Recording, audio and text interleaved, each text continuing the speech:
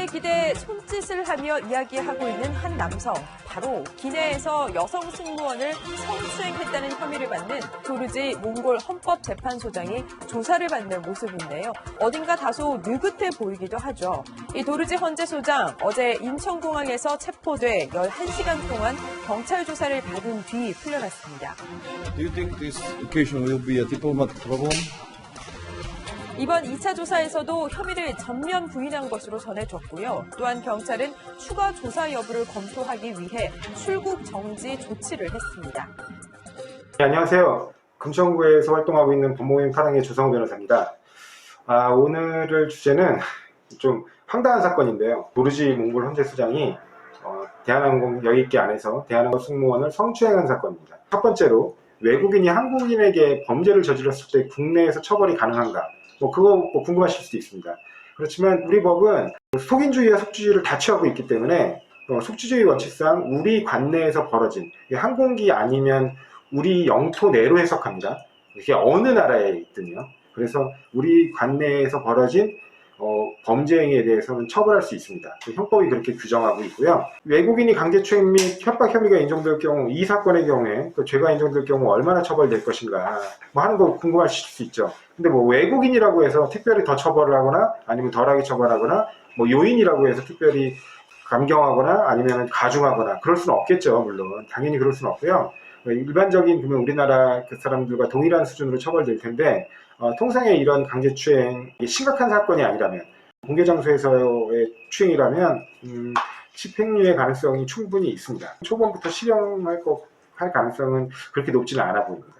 술에 취해서 기억나지 않는다, 이렇게 얘기하고 있습니다. 주치 감면 내지는 감경을 요구하는 거죠. 그러니까 자기는 지금 술에 취해서 전혀 기억나지 않기 때문에 잘 모르겠다 이렇게 얘기하고 있는 거거든요. 몽골에서도 헌재 소장이라니까 법조인이라서 누구보다 법을 잘 알아서 그렇게 얘기했을 수도 있습니다. 왜냐면 근대헌법의 원칙이죠. 책임주의 헌법에 따라서 책임 능력 있는 사람만을 처벌하고 있습니다.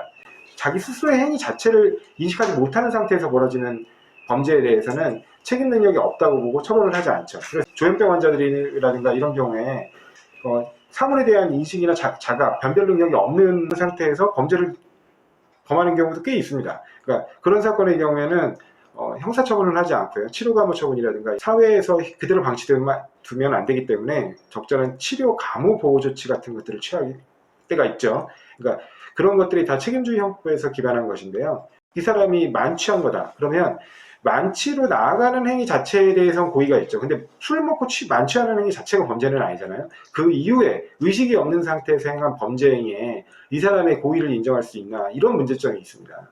근데 이런 문제점과 논란이 그동안 굉장히 많은 사회적인 논쟁을 불러왔죠. 우리 형법에서는 이제 성폭력 범죄에 관해서는 주치 감경을 하지 않도록 성폭력특별법 제20조가 따로 정하고 있습니다. 그래서 아마 이분이 우리 법의 특성을 아직은 잘 몰라서 대부분의 국가가 취하고 있는 형법의 범위 내에서 자기에게 좀 유리한 항변을 한 게 아닌가 싶습니다. 그래서 주치 감경은 인정되지 않을 가능성이 굉장히 높습니다. 성폭력특별법이 개정된 가장 큰 동력이 됐던 사건은 조두순 사건이죠. 아무래도 그 조두순 사건에서 조두순이 만취되었다는 이유만으로 감경이 이루어져가지고 그 어린 소녀에게 저지른 엄청나게 끔찍한 성폭력 범죄에 감경이 이루어져서 국민적 공분을 일으키게 됐고, 그게 법 개정으로 이어진 케이스입니다. 아마 그것 때문에 이 도르지 헌재 소장도 그 혜택을 받지 못할 것 같네요. 간단한 사건에 대해서 여러분들이 궁금할 만한 사항을 정리해드렸습니다. 다음에는 좀 더 흥미있고 여러분들이 관심을 가질 만한 사건을 더 한번 찾아서 다시 돌아오겠습니다. 감사합니다.